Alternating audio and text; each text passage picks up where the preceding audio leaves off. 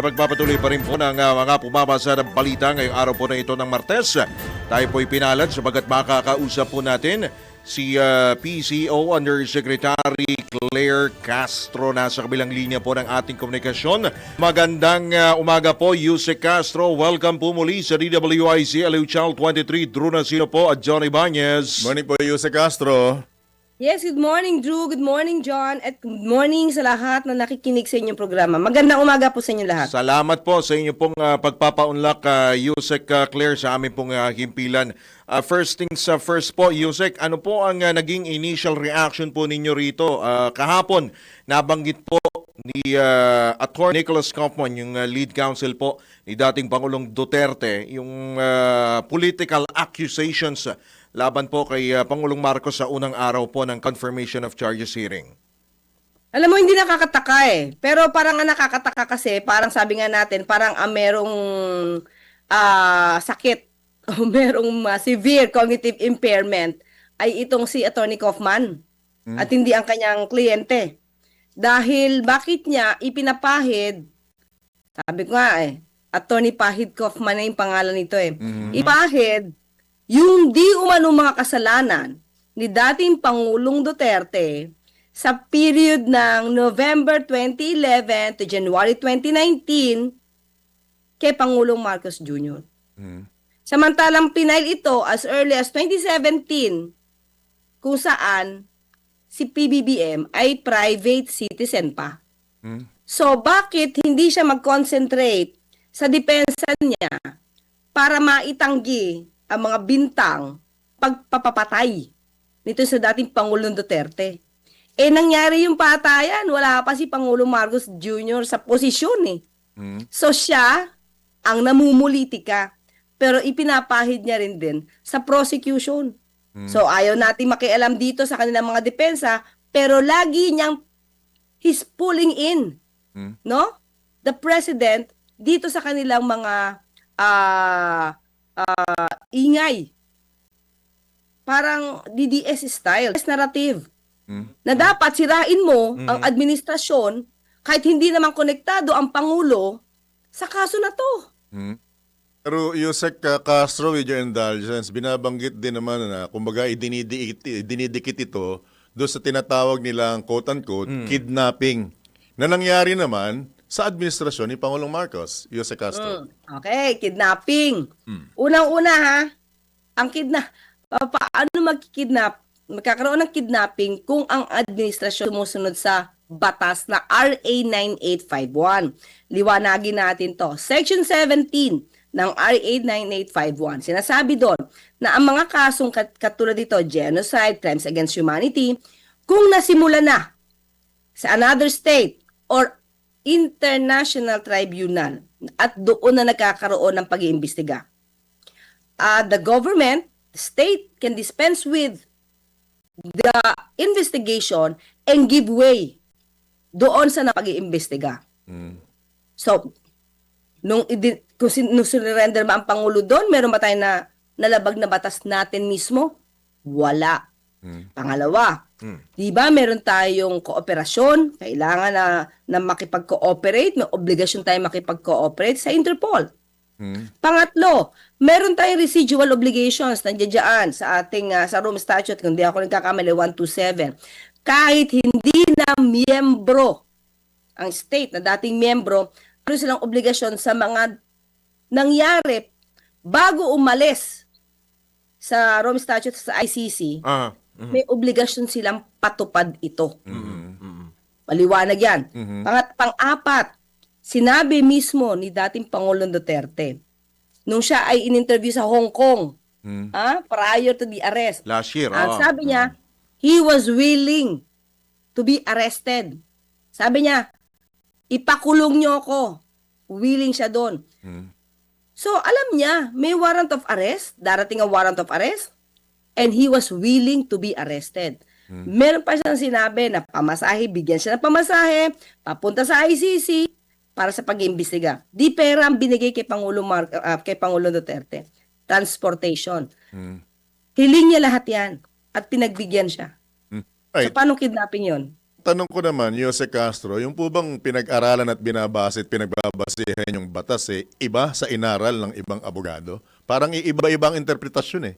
Maraming lumalabas na legal luminary na at nagmamagaling sa batas, ang parang iba ang sinasabi. Parang baligtad Maliwanag sa pagkakaintindi. Maliwanag sa batas. Meron tayong option.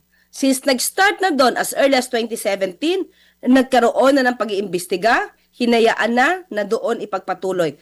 Tandaan natin ito, Drew and John. Opo. November 2021, sa panahon din ni Pangulong Duterte, sinabi nila, humiling sila mismo sa ICC prosecutor.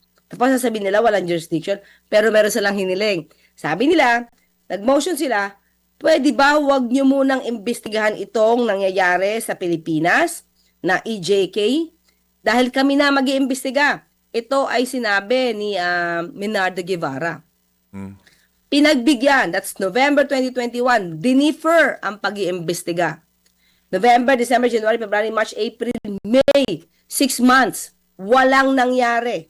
Yung mga perpetrators, may nabalitaan ba kayo sinampa ng kaso ng ombudsman, ng DOJ? Wala.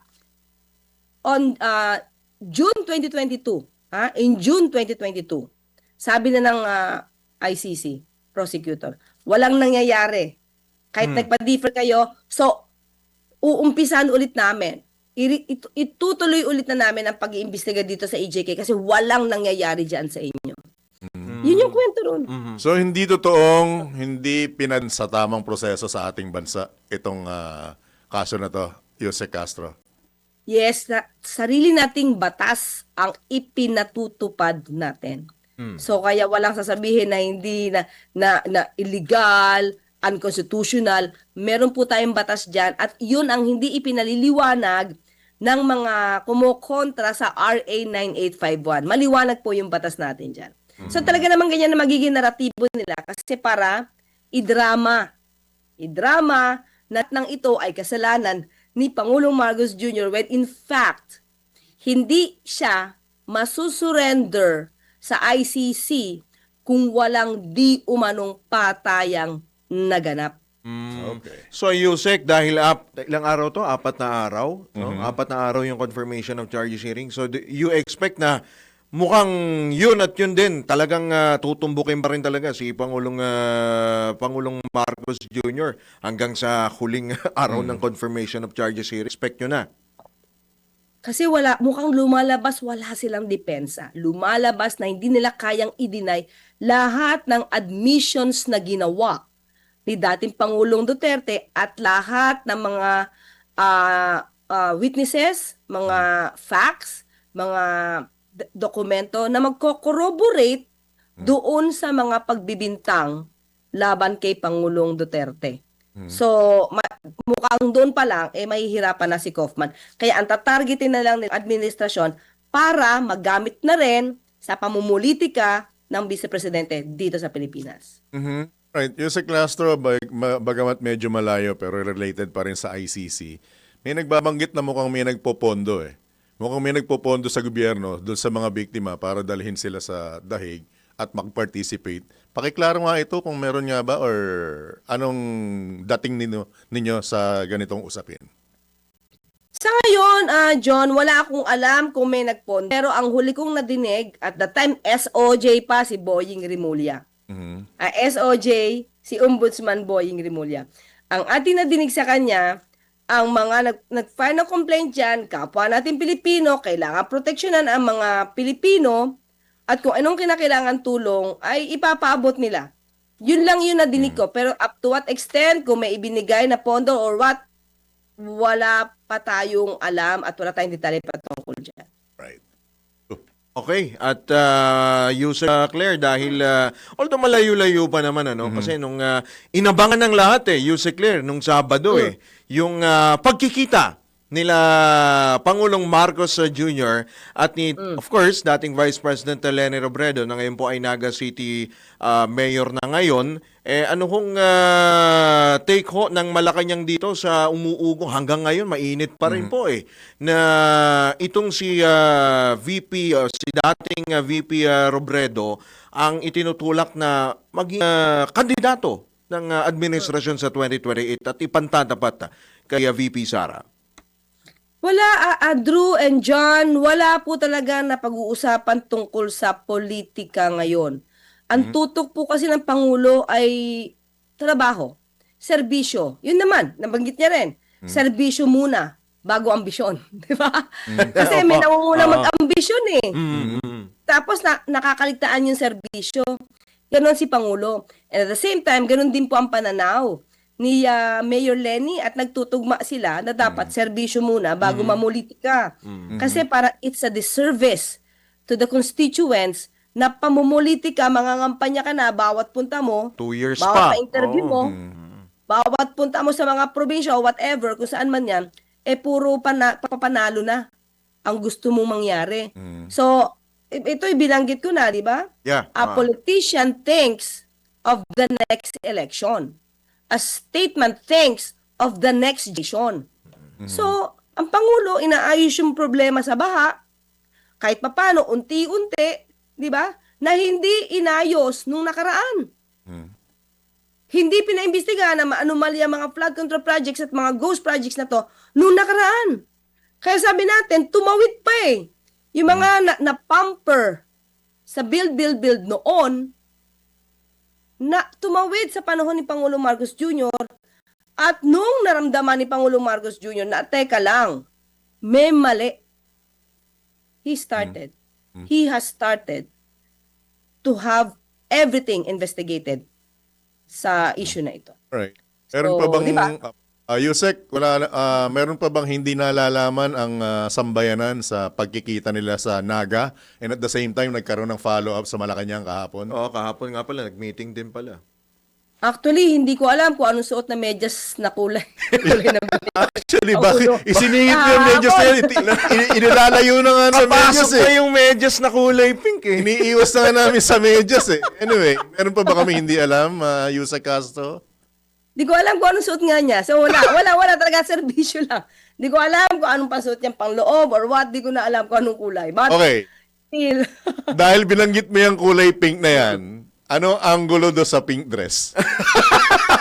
ayun sa akin. Oo. Ayan, kwento ko na. Sige, Kwento ko na. go ahead po. On the lighter side, Para ibulgar na natin lahat. Okay, okay. Alam si Jan saka si Drew, napakalakas eh. Kahit kalihim-lihiman ko, mailalabas. Hindi kasi ganito yan.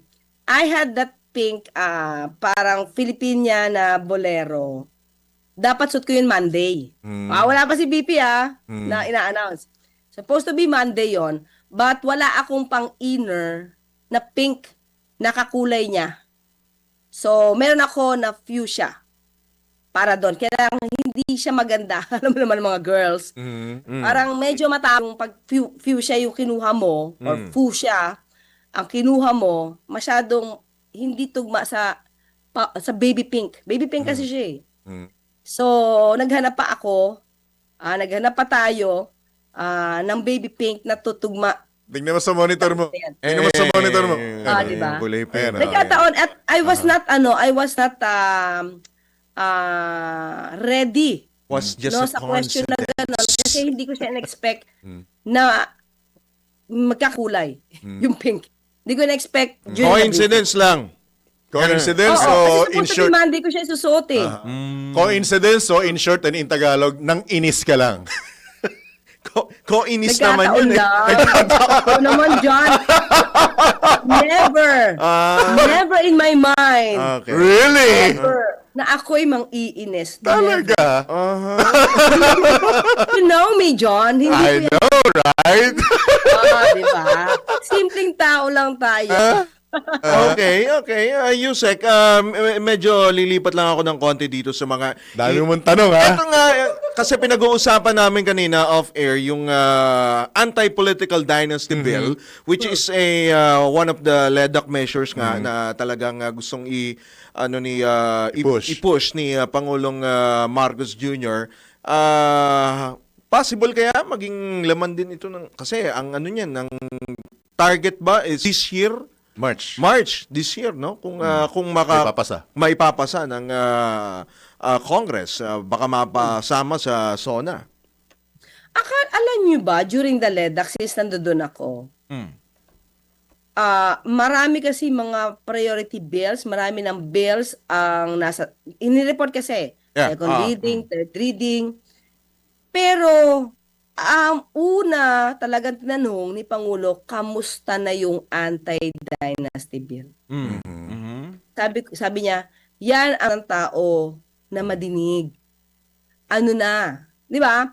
Kaya nag-report, nagbigay naman ng kanyang ng status dito si Senator Rizzo Ontiveros. Sabi niya na nasa public consultation na sila at meron na isang lugar na natapos eh. So patuloy pa rin yung public consultation nila.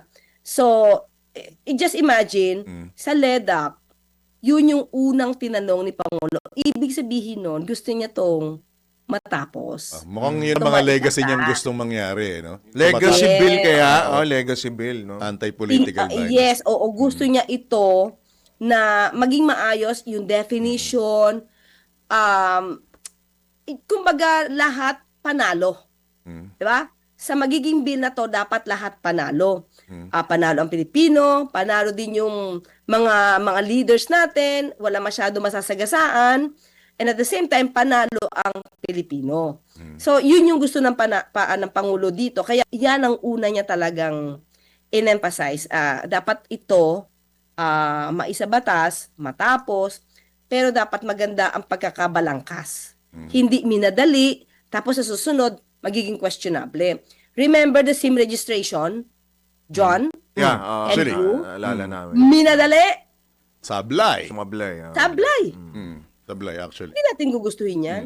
Sabi nila, madaliin nyo. Certify as urgent. Paano yung certify as urgent kung wala versions nakikita ang Pangulo? Diba? Right. So, dapat ayusin. Mabilisin din. At hindi minamadalis ang isang batas na dapat mas maging magandang epekto sa bayan. Right, last on my side, with your indulgence, Yusek Castro, hindi ba namin darating yung time na may iba naman yung pwestong itatawag namin sa'yo sa mga susunod na? Attorney ulit? Attorney? Hindi, baka tanggalin natin yung Baka you. Baka maging sec na. Oh. Secretary Claire Castro. Walang O bala. kaya VP Castro. VP Intriga lang ng naman. fans club niyong dalawa. Intriga. Fans club niyo. VP lang ako? Masyado mo namang minaliit. Pwede naman akong president eh. Yun Ah, lang. yun lang. O, Diba? yan. President Anong fans club Claire nyo? Castro. Anong toda yan? Anong toda? Toda ba yan? Toda? Anyway, John Drew Toda. alam ko, Jandro Fans Club eh. Anyway, Ay, Yusek Castro, inyong pagkakataon, baka may nakaligtaan kami, mga paalala at pahayag pa mula sa Panawagan Malacanang. po Panawagan. Go sa ahead. ating po mga kababayan. Oo, lahat tayo ay tumututok sa hearing sa ICC. Sa mga kababayan natin, tandaan po natin ang nagsampa po ng kaso dyan ay kapwa nating Pilipino. Mga Pilipinong nawalan ng pamilya, Pilipino na ang kanilang kamag-anak ay intentional na pinatay. Hindi po ito guni-guni. Mismo si Mayor Magalong ang nagsabi na siya bilang Oversight Committee Head ng Tokhang, nakita niya kung paanong maling inimplement ang EJK. At marami siyang napagalitang general habang sila ay nasa command conference. May report daw siya dahil may mga pinatay na intentional. Mayroon nasa listahan na parte lamang ng political rivalry. Mayor Magalong revealed all of this. So sana sa ating mga kapwa Pilipino, kung idinadawit man ni Atty. Kaufman ang ating Pangulo sa usaping ito, maging mapanuri. Alam natin na ginagamit lang ang pamumulitika nitong si Atty. Kaufman para masira ang ating Pangulo. Kung ano man ang intensyon niya para sa political career ng Vice Presidente o ng mga Duterte, maging mapanuri po tayo. Maniwala po tayo sa katotohanan, panindigan po natin ang katotohanan, panindigan po natin na dapat may hustisya sa ating bayan. So yun lang po. Alright. With that, as always, maraming salamat, Undersecretary Claire Castro. Bata mo kami, ha? Thank you. Salamat po! Huwag niyo kakalimutan Drew John Toda. President. Yes, ma'am. Ingat Thank po, you so ingat. much. Good luck po. God bless. Salamat po. Bye. Good morning. Good morning. Bye. Bye-bye. Si Presidential Communications Office Undersecretary Claire Castro ang pong natunghayan.